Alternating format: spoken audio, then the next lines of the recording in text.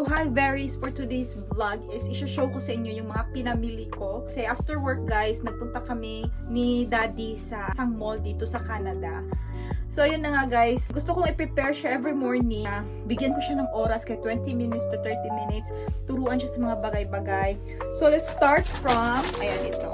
Ito guys, ilalagay namin to sa mga, sa ito nabili kong bag. Siguro sa ibang bag niya, ilalagay namin to together.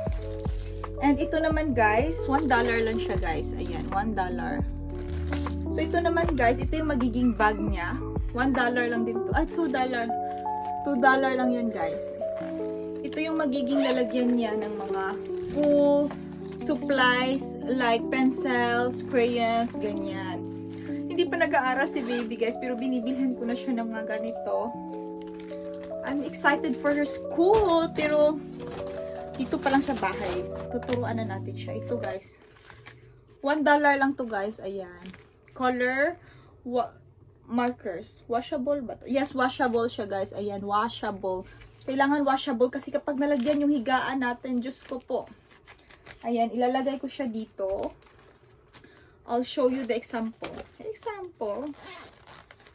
Ayan, ganyan siya guys.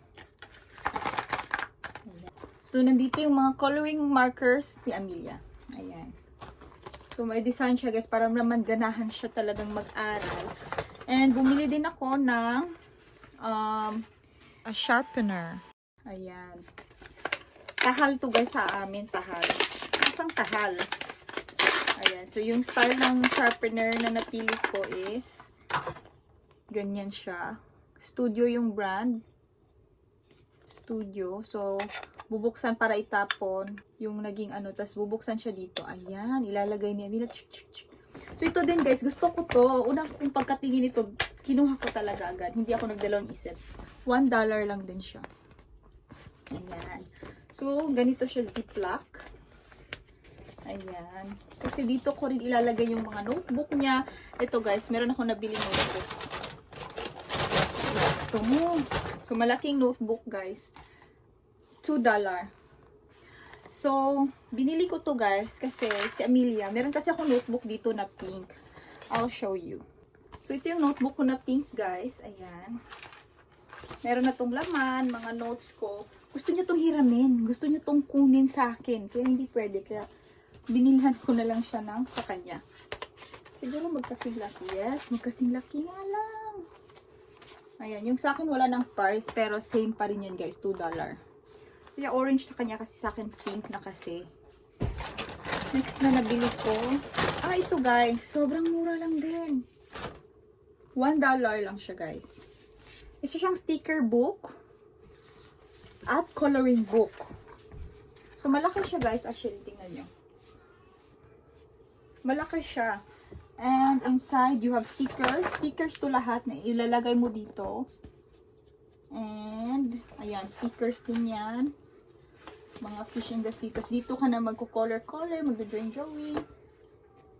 Stickers din to guys. Ayan, stickers din siya. So, magugustuhan talaga to ni Amelia. Para naman meron siyang libangan sa umaga. Ayan, meron mga people. Magandang stickers to guys. Marami.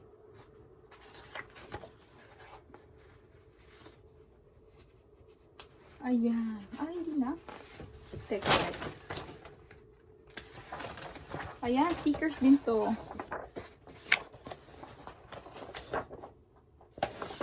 So, ito yung $1 lang to guys. So, binilhan ko rin siya nito para ilagay dito. Ayan, kasya. Ayan. So, dito yung mga coloring things niya. Tapos, ito naman yung hindi pa tayo tapos. Ayan, binilhan ko rin siya ng sketchbook. Wala siyang sketch kasi hindi siya engineer, pero binilhan ko siya ng ganito. I-sketch ko lang to dito guys, kasi meron siyang line.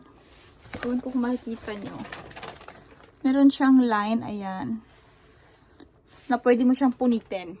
So, magdo-drawing siya dito. Ganyan, ibibigay ko sa kanya.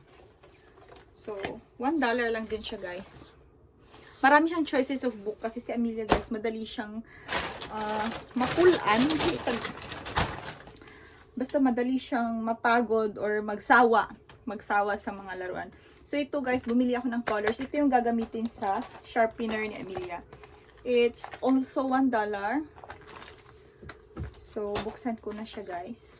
Ako na yung mag-unboxing. Kasi pag si Amelia, ayan. Ay, ba't hindi mabuksan?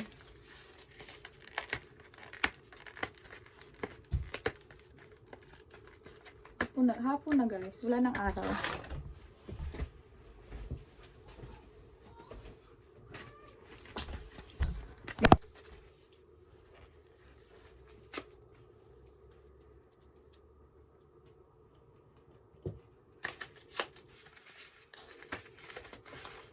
Ano ba? Ayan. Ito yung mga coloring pencils ni Amelia na ilalagay din natin dito.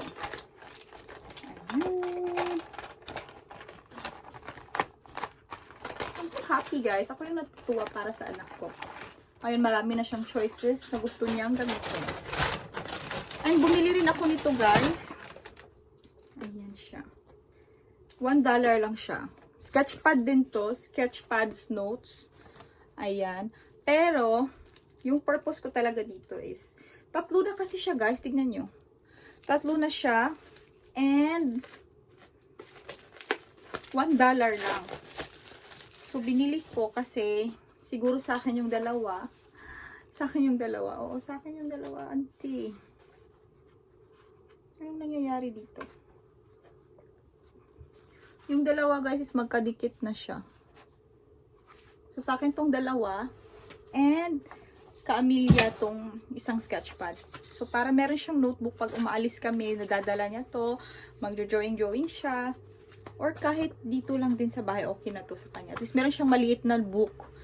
Kasi sometimes, kailangan, mahilig din si Amelia mag-cut guys. Meron na siyang scissor color pink, maliit lang siya. So, kahit ano yung kinakat niya dito, yung mga notebook namin, yung mga libro na hindi na nagagamit. Kaya binilhan ko rin siya ng construction paper. Ayan, $1 lang. So, yung purpose ko talaga sa pagbili nito sa kanya, guys, is para ako talaga yung gagawa ng art para sa kanya. Tapos siya yung mag-shade-shade, yung ano siya, kung anong color to, anong ganyan-ganyan. Basta marami ako nakikita ng mga TikTok ideas, guys, kung paano natin turuan yung ating mga anak. Ayun na. And the last but not the least, itong pencil. Magkano to? $1 lang din. So, binilhan ko siya ng pencils, guys, kasi para magagamit niya rin doon sa kanyang sharpener.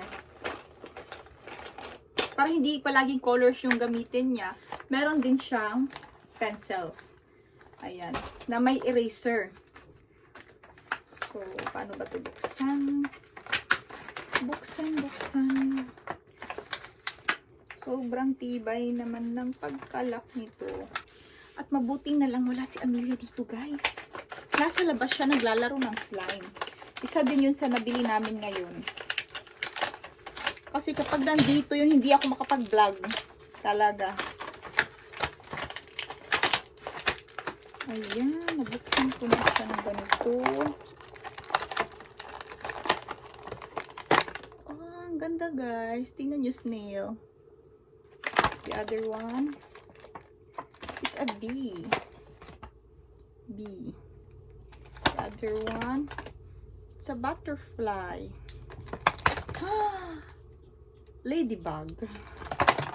Dalawang ladybug. And isang butterfly. So, dalawang butterfly na sila. Magkaiba lang yung design. Ayan. So, ito yung magiging pencils ni Amelia. I'm not sure if siguro ibibigay ko to lahat. Kasi siguro kakainin niya to. Huwag naman sana. Siguro iisa lang yung ibibigay ko today. I have decided na ladybug yung ibibigay ko. Tapos ito itatago natin guys. Kasi magagamit niya to school. Next year sa school niya. So sa ang total na nabili ko lahat. Is $26 and $73. Plus tax na yan guys. Sobrang mura na lang din. Ano pa ba yung binili ko dito na wala? Nagbili din kasi ako na ibang food, guys. Pero siguro lahat nasa $20 lang tong nabili ko. So, ayan na siya.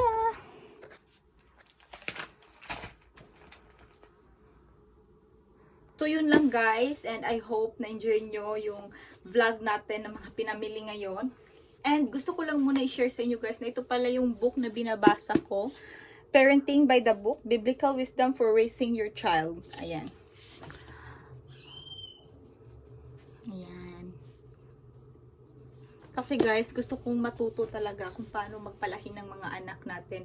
So yun lang guys, I hope na lahat tayo ay maging masipag, maging ina, magtrabaho, at wag natin pabayaan yung mga sarili natin kasi guys, paglaki ng mga anak natin, tayo pa rin yung tatawagin nila. Kaya kailangan natin maging strong and healthy. Kaya positive mindset lang, huwag kayong mawala ng pag-asa, and manalig lang tayo palagi sa Diyos. Yun lang guys, bye! Okay, show your smile, show your teeth, eee! Wow, so cute! Like these hands. Ah, happy? I love you. I love you, Nak. Hold mama.